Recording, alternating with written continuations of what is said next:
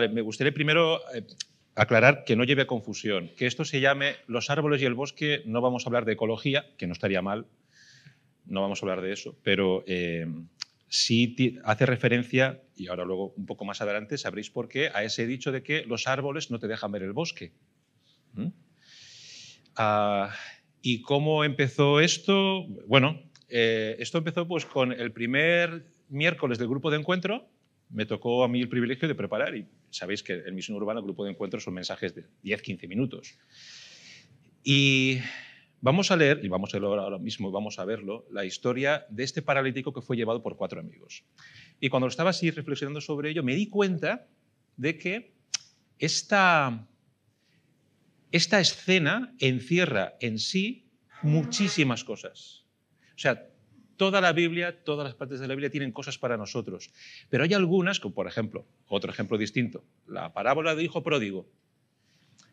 Son textos que el Señor nos ha dado que tienen una riqueza de mensaje para nosotros, y esta es una de ellas. Pero tenemos un problema con el paralítico y sus 4 amigos, que lo hemos leído tanto, nos la sabemos casi de memoria, no os lo voy a preguntar, no sea que me equivoque, nos la sabemos casi de memoria, que podemos caer en el error de que quizá ya lo sabemos. Entonces, me gustaría que tuviéramos esta idea aparte, como si fuera la primera vez que nos acercamos al texto. ¿Vale? Os voy a pedir que abráis vuestras Biblias o que las encendáis. Si las encendéis, entiendo que será el móvil, es el momento idóneo, si no lo habéis hecho, para poner el modo no molestar o modo avión, que es muy bueno para situaciones como esta. ¿Vale? Vale, vamos a leer en Marcos 2. ¿Listos? Habiendo entrado de nuevo en Capernaum, varios días después, ahora veremos después de qué, brevemente, se oyó que estaba en casa. Y se reunieron muchos, tanto que ya no había lugar ni aún a la puerta. Y él les exponía la palabra. Entonces vinieron a traerle un paralítico llevado entre 4.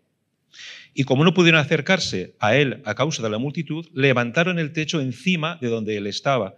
Y cuando habían hecho una abertura, bajaron la camilla en que yacía el paralítico. Viendo Jesús la fe de ellos, dijo al paralítico: Hijo, tus pecados te son perdonados. Pero estaban allí sentados algunos de los escribas, los cuales pensaban en sus corazones: ¿por qué habla este así? ¿Está blasfemando? ¿Quién puede perdonar pecados sino solo Dios? Y al instante Jesús, conociendo en su espíritu que pensaban de esa manera dentro de sí mismos, les dijo: ¿por qué pensáis estas cosas en vuestros corazones? ¿Que es más fácil decir al paralítico: tus pecados te son perdonados, o decirle: levántate, toma tu camilla y anda?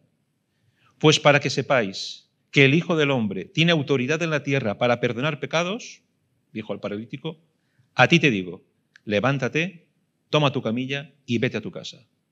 Y él se levantó y, tomando al instante la camilla, salió a la vista de todos, de manera que todos estaban asombrados y glorificaban a Dios, diciendo: jamás hemos visto cosa semejante.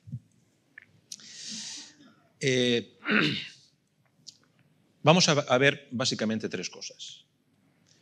3 puntos, es mi intención. Primero, cómo desesperar. Segundo, vamos a ver qué es eso de los árboles y el bosque. Y lo último, vamos a ver por qué Jesús es la razón por la cual desesperar.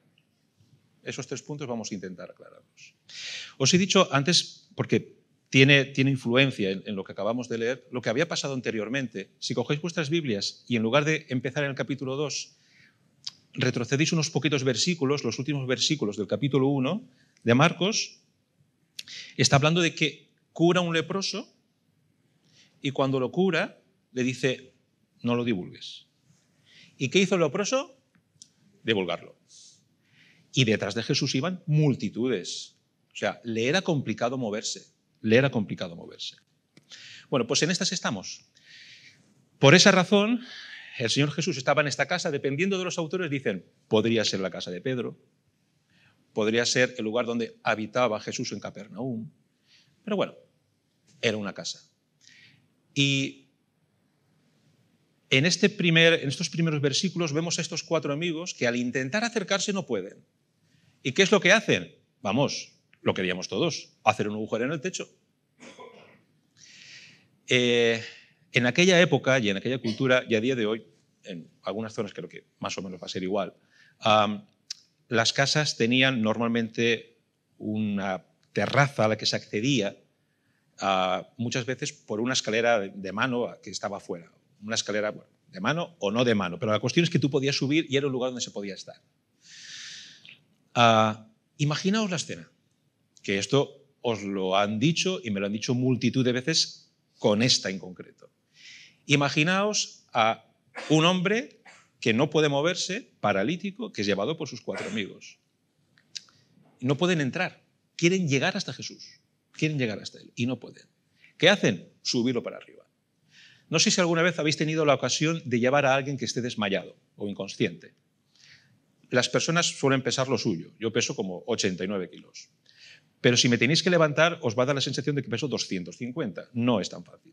Y encima tenían que llevarlo y tienen que subirlo a la terraza. El esfuerzo era notorio para estos hombres.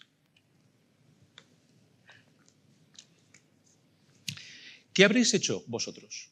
¿O qué habría hecho yo en una situación así? Imaginaros, Jesús está en la casa, yo quiero llevar a mi amigo porque nos hemos enterado de lo que ha hecho con el leproso. Muchísima gente se ha enterado de lo que ha hecho con el leproso.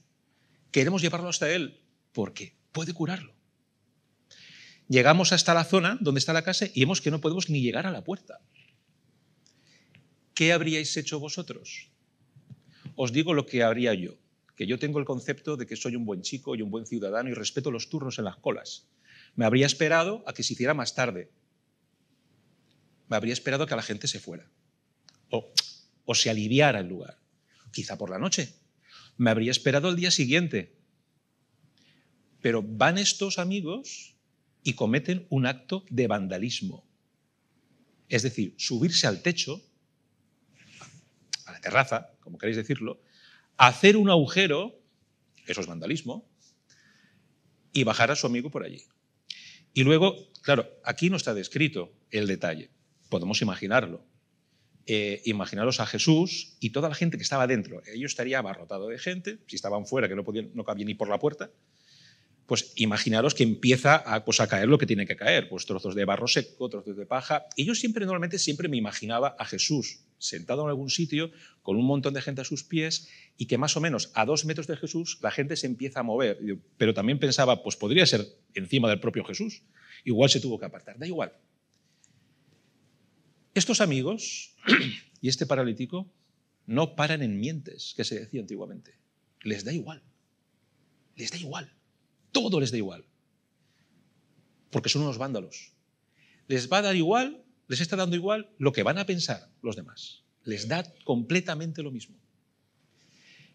Les da igual las consecuencias. ¿Qué dirán de ellos? O igual les toca pagar algo, o lo tienen que arreglar con sus manos. Todo eso les da igual. Y no se esperaron a que se hiciera más tarde, ni a que hubiera menos gente. Y todo esto me habla de algo que estos hombres tenían: determinación y desesperación. No desesperanza, que no es lo mismo. Desesperar es dejar de esperar. Cuando estás en la cola de algún sitio, algo que te interesa mucho, como puede ser, yo qué sé, el médico, y desesperas, es que te hartaste de esperar. Ya no quieres esperar ni un minuto más y pasas por la puerta y se arma la gorda. Igual que se armó aquí la gorda. No sé lo que les gritaría la gente de abajo, la gente de fuera, no lo sé. Pero estas personas, estos 4 amigos, estaban desesperados y determinados a llegar hasta Jesús. Y mi pregunta es, ¿cómo de determinado o determinada estás de acercarte a Jesús? ¿Cómo de desesperado estás? ¿Cómo tienes tú ese anhelo o esa necesidad de Dios? ¿Cómo lo tengo yo? Acercarse a Dios es algo que lo puedo hacer, claro que lo puedo hacer, tengo mis tiempos para Él, o es lo que tu alma necesita y busca desesperadamente y con anhelo. Y en los evangelios tenemos muchos ejemplos de estos y que vienen a significar algo. Ejemplos, por ejemplo, Pedro. ¿A quién iremos? Solamente tú tienes palabras de vida eterna. ¿Os acordáis de Bartimeo, el ciego? Escucha que Jesús pasa por él y empieza a gritar. A gritar. Jesús, hijo de David, ten misericordia de mí. Y claro, ¿qué le dice a la gente? Tío, cállate, ¿la que estás armando? ¿Y qué hace Bartimeo? Según el texto, grita más fuerte todavía. Jesús, hijo de David, ten misericordia. Y Jesús va a él. Moisés, en la tienda del encuentro, le dice a Dios, de aquí no nos movemos si no vienes con nosotros.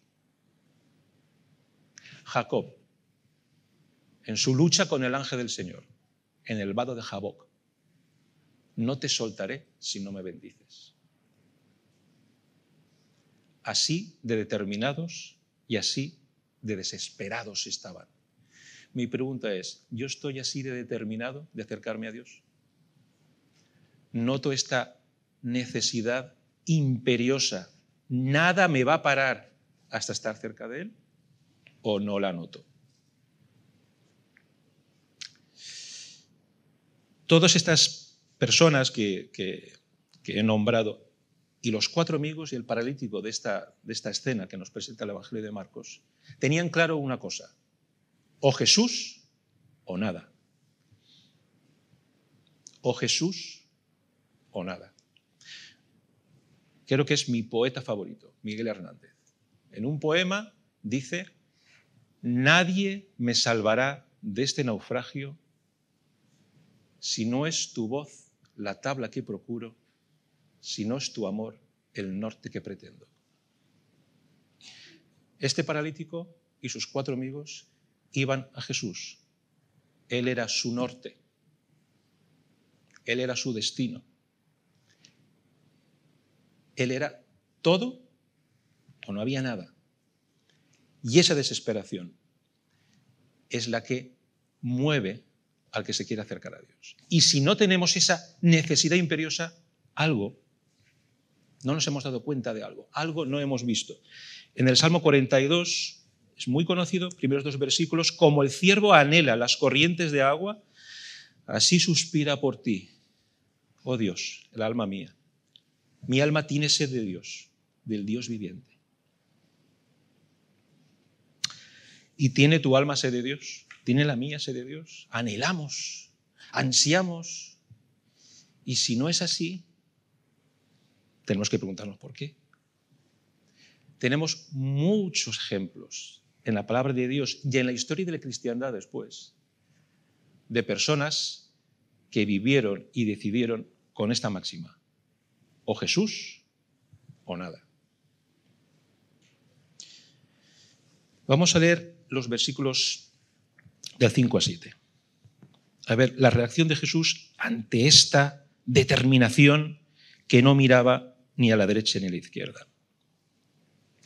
Viendo Jesús la fe de ellos, dijo al paralítico: hijo, tus pecados te son perdonados. Pero estaban allí sentados algunos de los escribas, los cuales pensaban en sus corazones: ¿por qué habla este así? Está blasfemando. ¿Quién puede perdonar pecados sino solo Dios?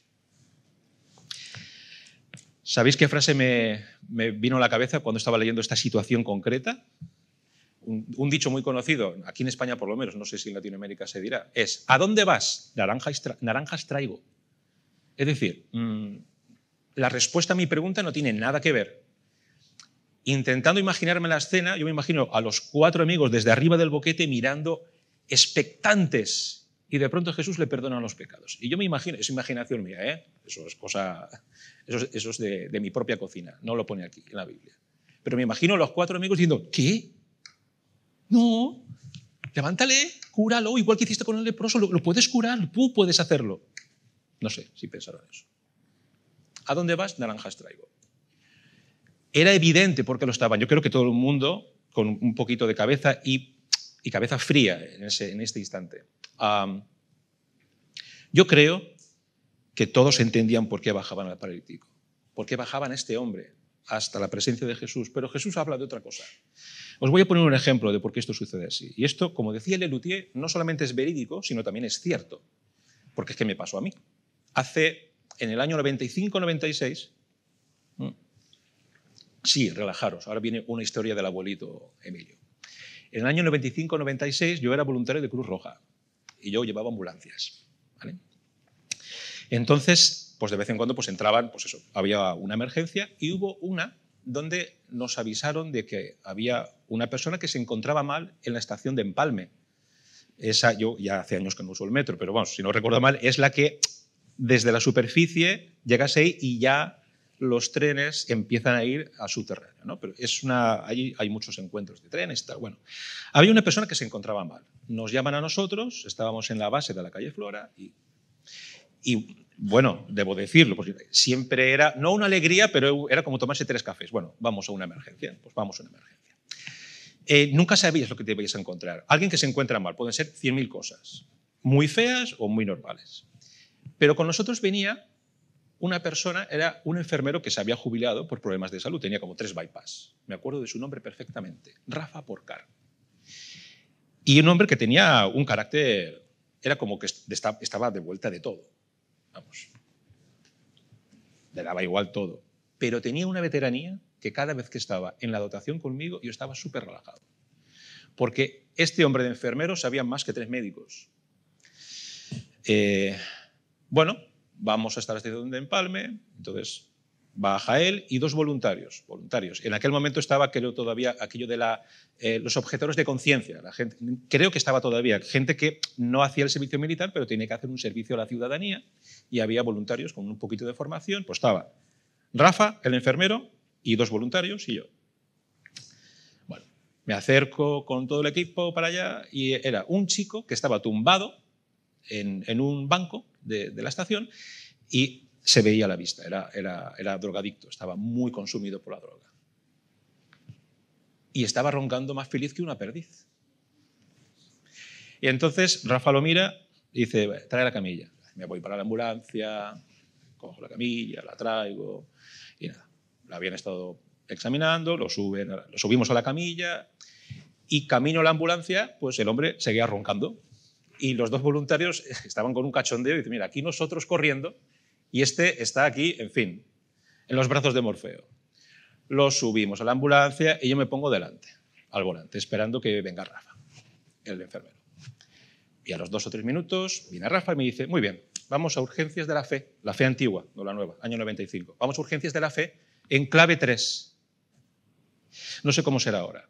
Pero en aquel momento las claves de urgencias eran 3 claves. Clave 1 era urgencia demorable, no había prisa. Clave 2, urgencia no demorable, no pasa nada, pero hay que ir corriendo. Y la clave 3 era urgencia vital. O llega rápido o se muere. Y ese fue mi momento. ¿A dónde vas? Naranjas traigo. Está roncando. O sea, duerme. Clave 3. Yo, me lo dice Rafa, yo clave 3. Y fuimos, vamos, a toda velocidad hacia urgencias de la fe. Y Rafa confirmó la clave 3 haciendo lo que se hacía siempre que había una clave 3, es decir, llamar por radio a la base y decir, avisad a urgencias de la fe que necesitamos un equipo en puerta. Yo no entendía nada. Llegamos, el equipo en puerta, lo bajan corriendo, yo me hago a un lado. Y a los, no sé, 4 o 5 minutos veo que sale Rafa y uno de los médicos de urgencia le da la mano y dice, te has dado prisa, ¿eh? Un poco más y lo pierdes. Y digo, sí, sí. Ese chico no estaba durmiendo, se estaba muriendo. Se había metido seguramente tal cantidad de opiáceos que su sistema respiratorio estaba colapsando. Iba a dejar de respirar. Y nosotros pensábamos que estaba roncando porque tenía, no sé, se había puesto tan feliz que era imposible despertarlo. No, no, se estaba muriendo. Y Rafa se dio cuenta. Y si no hubiera sido por eso, se habría muerto. ¿Por qué Jesús, en lugar de darle la salud al paralítico, que es a lo que iba, le dice, hijo mío, tus pecados te son perdonados? Porque la enfermedad del paralítico, la enfermedad que tú o un familiar tuyo pueda tener, la situación por la que tú o yo estemos pasando, la tristeza que pueda haber en tu corazón, la angustia vital que pueda tener nadie, son los árboles. Son los árboles que no nos dejan ver un bosque mayor, y es un bosque más tenebroso. Estamos considerando que nuestros problemas son importantes. y seguramente lo son. Pero cuando llega el paralítico a los pies de Jesús, Jesús va a la raíz de todo problema, que es el pecado que nos separa de Dios. Porque todo mal viene de la lejanía de Dios. Nuestra respecto de Dios.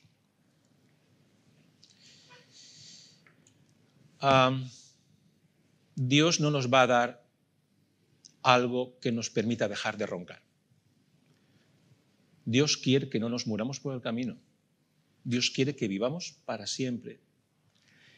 Y todas estas situaciones que ocurren en nuestras vidas y todo esto que la gente se pregunta, ¿y por qué suceden estas cosas? ¿Y por qué la vida tiene que ser así? Y todo esto son árboles que son indicadores de un mal mayor al que Jesús apunta inmediatamente.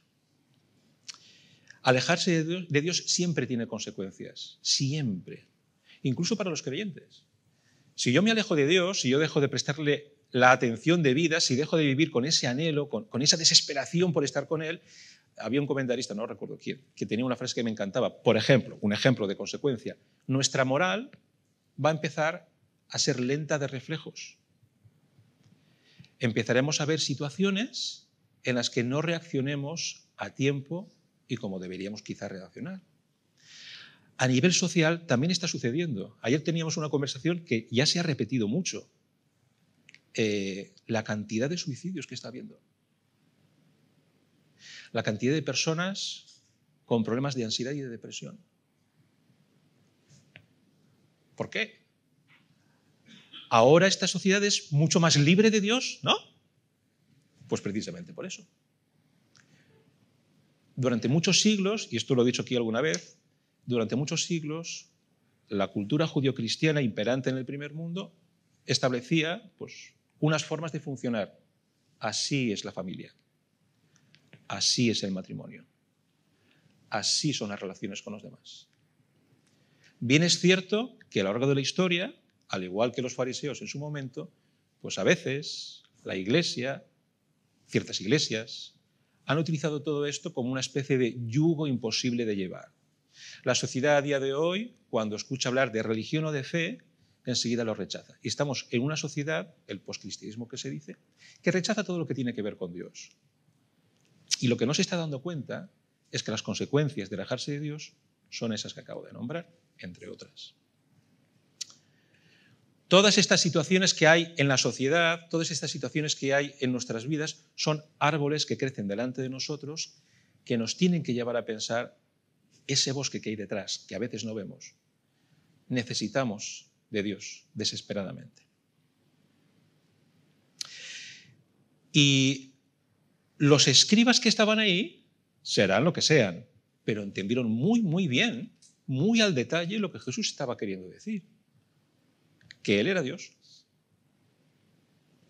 ¿Quién puede perdonar los pecados si no solo Dios? Voy a leeros dos textos. En Daniel 9:9. Al Señor nuestro Dios pertenece la compasión y el perdón, porque nos hemos rebelado contra Él. Lógico. A ver, si yo soy la persona ofendida, seré yo quien perdone, no va a ser Puri. Si a mí algo me ha hecho daño o alguien me hace daño, ese alguien tendrá que venir, en todo caso, a mí, no a Puri. Es entre tú y yo. En Isaías 43:25. Yo soy el que borro tus transgresiones por amor a mí mismo y no recordaré tus pecados. Es decir, Jesús está diciendo, yo soy Dios. Así de clarito. Porque acaba de perdonar los pecados al hombre que está en la camilla delante de él y delante de todos los que están presentes. Y debajo de los 4 amigos que estaban en el techo. Vamos a leer los últimos versículos ya, para explicar por qué Jesús y no otro. Los versículos del 8 al 12 dicen, y al instante Jesús, conociendo en su espíritu que pensaban de esa manera, dentro de sí mismos les dijo, ¿por qué pensáis estas cosas en vuestros corazones? ¿Qué es más fácil, decir al paralítico, tus pecados te son perdonados, o decirle, levántate, toma tu camilla y anda? Pues para que sepáis que el Hijo del Hombre tiene autoridad en la tierra para perdonar pecados, dijo al paralítico, a ti te digo, levántate, toma tu camilla y vete a tu casa. Y ya sabéis lo que hizo el paralítico. Se levantó, tomó su camilla y se fue hacia casa.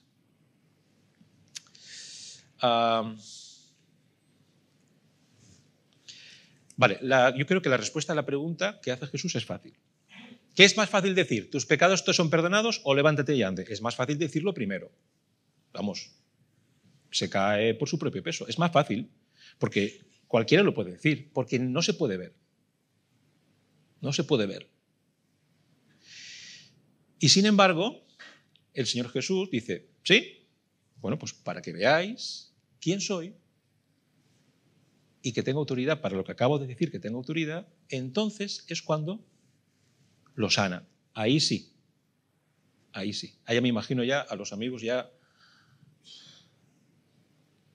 bien. Y esto no solamente, este milagro, esta señal, porque eso es lo que significan los milagros, son señales, no solamente este milagro está demostrando que si lo segundo se ha cumplido, es que lo primero también. Si he levantado a una persona que no podía levantarse, que era imposible, es que efectivamente también le he perdonado los pecados. No solamente es eso. Para los judíos en aquel tiempo, lo tenían ya grabado en el tuétano y en los huesos, la enfermedad era sinónimo de pecado. Entonces una persona que estaba tan enferma es que una persona que había pecado. Alguien a que Dios había castigado tremendamente por su pecado. A día de hoy aún hay cristianos que van por ese palo. ¿Vale? Entonces mejor no te resfríes ni pilles una gripe porque vete tú a saber qué has hecho con tu vida. Entonces tenían muy asociado, y seguramente el paralítico también, y sus amigos, muy asociado, la enfermedad es porque soy pecador. De modo que cuando esa enfermedad es borrada de un plumazo, es una, por decirlo así, una doble evidencia de que la primera acción de Jesús es totalmente cierta. Sus pecados fueron perdonados. Sus pecados fueron perdonados por Jesús, que es el que tiene autoridad para hacer eso. Es el único que tiene autoridad. Y como hemos leído, y los judíos lo sabían muy bien, por eso los escribas se pusieron tan tensos, solamente Dios puede perdonar los pecados. Resumen de todo esto, Jesús es Dios. Jesús es Dios.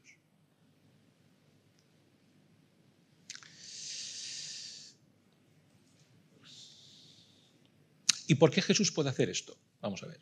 Sí, vale, porque es Dios. ¿Pero por qué? ¿Jesús hace un truco de magia? Dice, mira, agarro tu pecado y lo escondo para que no se vea.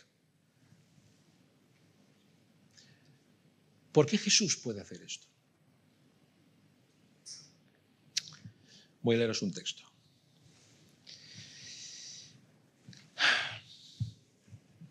En esto se manifestó el amor de Dios en nosotros, en que Dios ha enviado a su Hijo unigénito, Jesús, al mundo para que vivamos por medio de Él. En esto consiste el amor, no en que nosotros hayamos amado a Dios, sino en que Él nos amó a nosotros y envió a su Hijo como propiciación por nuestros pecados. El versículo 10 de este texto que hemos leído es la clave de todo. Leedlo en vuestras Biblias. El versículo 10. Marcos 2, versículo 10. Todo esto sucede para eso. Pues para que sepáis que el Hijo del Hombre tiene autoridad en la tierra para perdonar pecados, todo esto sucede. El Hijo del Hombre es un título que el Señor Jesús se asignó a sí mismo. Viene desde Daniel. Como unas 80 veces en los evangelios se lo atribuye. Para eso es todo esto. Jesús no vino a curar enfermos.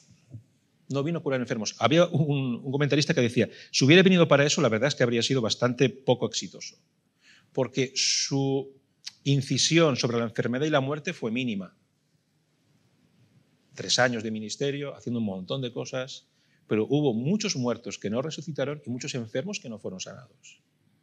Pero Jesús no vino a curar, Jesús vino a salvar.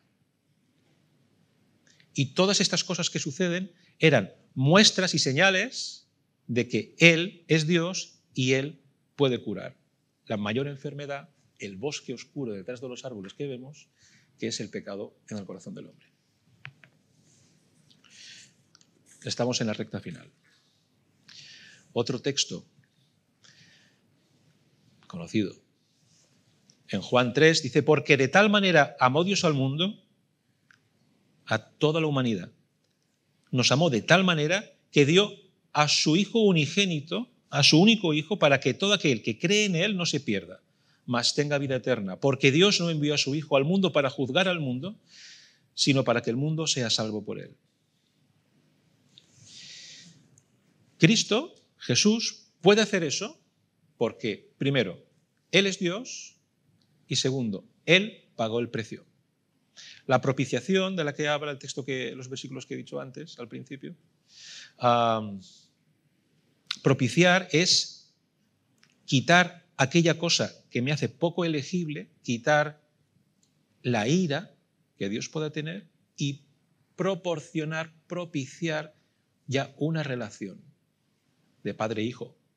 Todo aquel que se acerca a Jesús y pone su fe y su confianza en Él es adoptado por Dios. Somos hijos adoptados por Dios.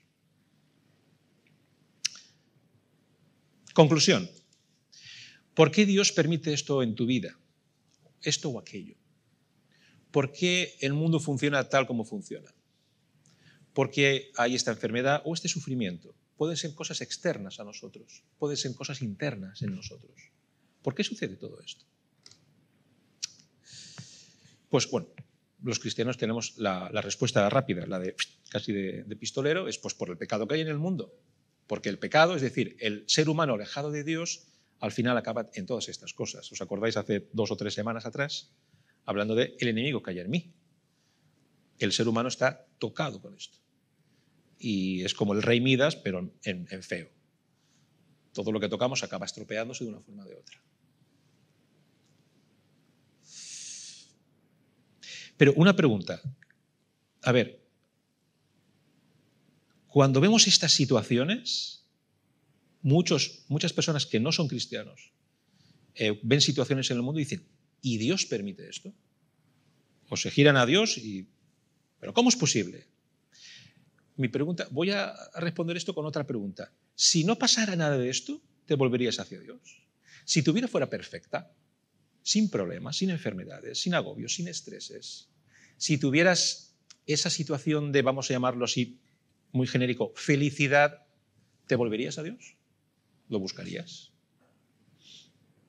Y yo creo que la respuesta la conocemos. La dijo mi favorito, escritor cristiano, C.S. Lewis, dice que el dolor es el altavoz que Dios usa para hablarle a un mundo que está sordo.